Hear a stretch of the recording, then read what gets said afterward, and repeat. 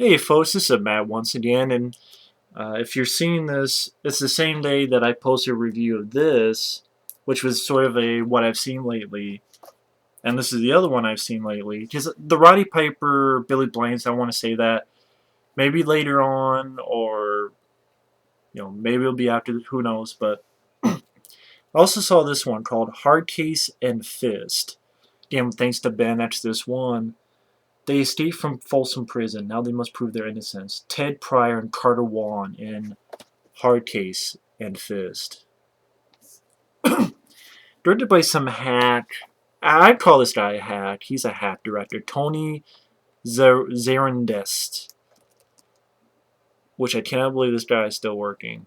Oh, that's mean. Well, he really sucks if you see this movie, or I'm sure any of his other movies. Guy who casts himself in his movies as well. I will. Where to start with this? It gets a 3.7 on IMDb. That makes sense. It does. Now, to start with the cast, I'm like, who the fuck is Ted Pryor? I'm like, Ted Pryor. Who the fuck is Ted Pryor? I'm like, oh shit, that's Ted Pryor? If you don't remember, there's a movie called Deadly Prey. If you've never seen Deadly Prey, check it out. Because I remember, my friend Mike and Efren and I were watching this. And we shut it off, and it was more to do with we wanted to record a commentary, but with me, the recording equipment and Skype kept messing up so many times. I just got frustrated. I go, forget this. It just keeps messing up. I don't want to deal with this. The film is bad, but it's like a hilarious bad. Like, Daily Prey, it's a fucking... It's so bad, it's hilarious type of Deadly Prey. Like, type Deadly Prey 1987. Just type Deadly Prey 1987. I'm like, holy shit, the guy who starred in Deadly Prey stars in this? You wouldn't recognize him because in Deadly Prey, he's like clean shaven, he has like blonde hair, and here he has a beard and dark hair. And, uh, to be honest, he's more fun to watch in Deadly Prey. But that's Ted Pryor. Now this other guy, Carter Wan, that name sounds familiar. I mentioned this. There's a Big Trouble in Little China guy, James Hahn, Lopan, and Lopan's subordinate, Thunder, from Big Trouble in Little China. It's like, you need to talk about it. He's a guy at the end who keeps going up, and he's like, I don't think he's going to stop. And they run, and boom, blows up. Thunder, that's Carter Wan. He was actually in a movie other than Big Trouble in Little China. And this is kind of an oddity of a film. It's badly done. It's badly made. Uh, the plot is basically Ted Pryor. He's a cop who he's been convicted of a crime. He's been set up for a crime he didn't commit. He's put in jail, and his cellmate is Carter Wan, whose character is kind of strange because the very opening of the film has this music. Seems like music that they would have gotten out of a library, but it's kind of intense music. It's like something I heard from one of the Watchers sequels or something. Or I was like, someone mentioned it's like John Carpenter. I wouldn't say like John Carpenter. It's very minimal, but I like that piece of score, but it's very like minimal and intense. And you see like Carter Wan, he's in his jail cell and he's like training very intensely. And like I said, Ted Pryor, who gets accused of a crime he doesn't commit, just put in jail, put in the cell, and cellmate is Carter Wan. And Carter Wan's still, he's still training. Then he looks at him and goes, hey, my name's Eddie. It's like, wow, that's a certain bit shift. And they quickly become friends. And after that, not much happens for a while. Just sort of them in prison. And I guess the mob or some other, can't remember. They want Ted Pryor dead. Even though he's in jail, they want him dead. So I guess Ted Pryor sooner or later gets a deal that if he testifies, he can be let out or something like that. So they enlist Ted Pryor. They enlist a guy who is a friend of Ted Pryor, who was a friend of Ted Pryor back in Vietnam. And I think that guy is actually played by the director. He has this lawn scene, like his kind of buddy from Vietnam. Like he's kind of having a flashback. Like you have stock footage of Vietnam, and he starts shooting up his apartment. And the stuff with the guy in Cartawan in prison, there's really not much. Once in a while, there's a random fight, like in a prison yard. It's not much of a fight. Basically, Ted Pryor hits one guy, then punches another guy, and Carwan, like, I guess he does okay. I mean, you buy the force of his punches, but really, it's kind of like doing kind of low rent. Keep saying kind of low rent. Bruce Lee was like, yeah, wow, yeah. Seems like that's kind of the look they're going for Cartawan, a Bruce Lee type. And that's the end of that fight in the yard, prison yard. And like a scene where he's cleaned something up, some random guys attack him. Carwan beats him up, and Ted Pryor helps him. And you get like a little bit of battle like Carwan.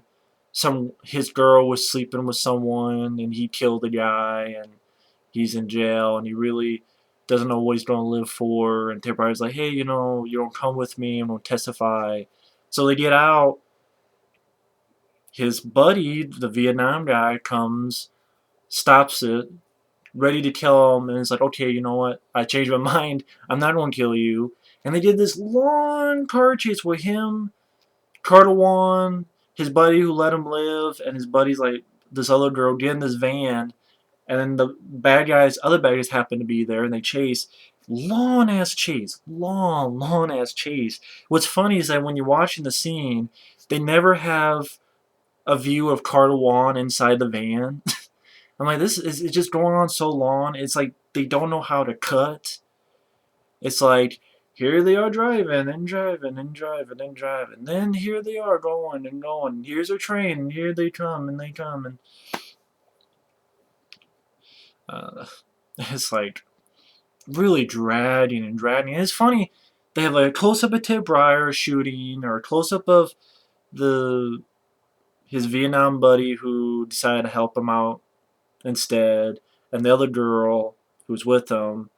But they never like a shot of Cartawan inside the van. And I'm like, did he was this a moment that he quit the production, or he just wasn't there? It's like, or fuck it, we don't need to establish what he's doing in the van. It's like this entire scene, you never see Cartawan's character in the van until the chase is over. Then it comes out, oh, okay, he's there.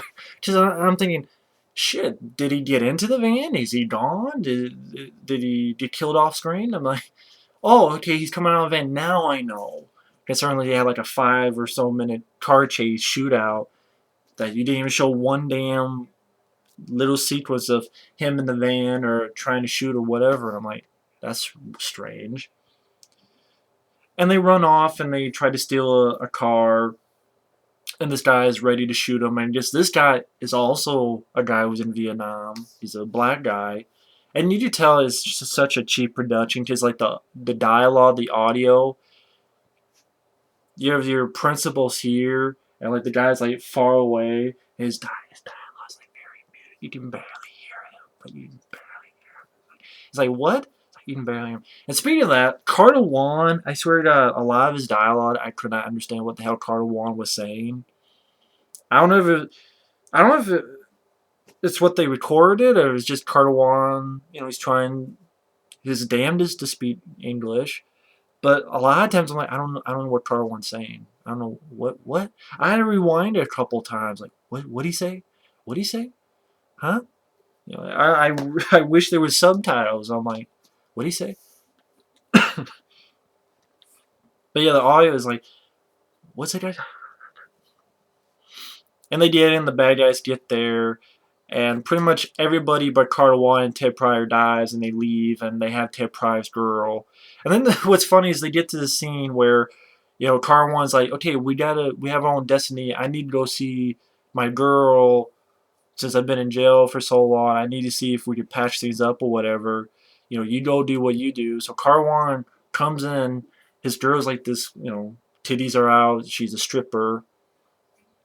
And for some reason, he's just walking in. That's all he's doing. He's walking in. And like guys just approach him and start attacking him. I'm like, why are they attacking him? I don't know why. They just start attacking him. And he fights them off, and then 10 guys, most of them Asian, come out and start attacking Carwan, and he attacks them. And then Ted Breyer comes out of fucking nowhere and attacks a few guys. And then Carwan like is staring at the girl, and then Ted Breyer's like, "We gotta go." And then Carwan leaves, and I'm like, "You were there. You didn't even say 2 words to the girl. Like, what was the point of that? You came in." Like looked at her, fought all these guys who for some reason came out of the woodwork to kick your ass for some reason when you didn't do anything wrong, and then left. And it's like, what? What's going on? Then you get to the finale where they get to this place where Ted Pryor's girl is at. Carwan goes in, fights a couple guys. I like the last piece of action he gets to do is he fights a random guy, throws him up. There's a guy on a roof. He grabs, pulls him down. He jumps through the window, and that's the last action scene we see of Cartawan. I'm like, okay. And then Ted Pryor chases a guy in a car, I guess the main guy who set him up. He shoots, the car flips over, and I love like the guy inside the car, who has to be a stuntman, gets out, and in one shot, it just gets out of the car, runs. The fire is like one of those things where the fire is just on the stuntman's back. Like it made sense, but it's right on his back, and you tell this stuntman just goes runs past Ted Pryor, runs like in the same shot, just runs like 20, 30 feet to this patch of water.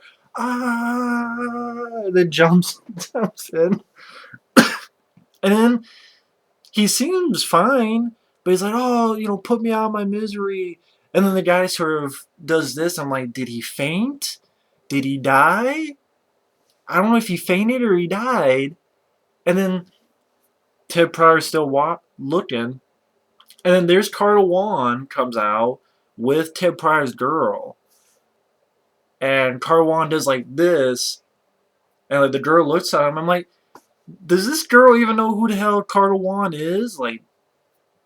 She doesn't even know who he is, and they never even had a scene together. Like, she could be like, who the hell are you?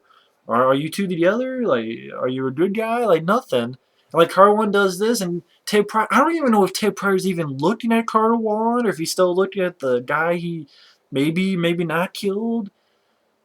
And like, he doesn't give like a thumbs up or a nod or a smile, just keeps staring blankly. And then this like weird like piano type music plays, and I'm like, what the fuck? What the fuck was that? I gotta admit, I was entertained by Hardcase and Fist, probably not in the way they wanted. This is a movie that you could watch with friends. You know, get beer, or I don't drink beer. Get soda, get whatever. Watch it with friends. It's a funny movie. Like, what the fuck? At times it's really boring, but it was interesting to see Cartawan and something other than as Thunder and Big Trouble in Little China. So that's where I'm like, oh, that's Cartawan. That's who he is when he's not doing that role. I'm like, oh, okay. I'm a huge fan of Big Trouble in Little China. I'm like, oh, okay, cool. That'd be like if some of the other cast members like. Oh my god, why can't I not remember his name? But I'm like, oh, that's who it is. Okay, that's who it is. Cool. I'm like, okay, that's nice. But yeah, it is a bad movie. It's a bad movie.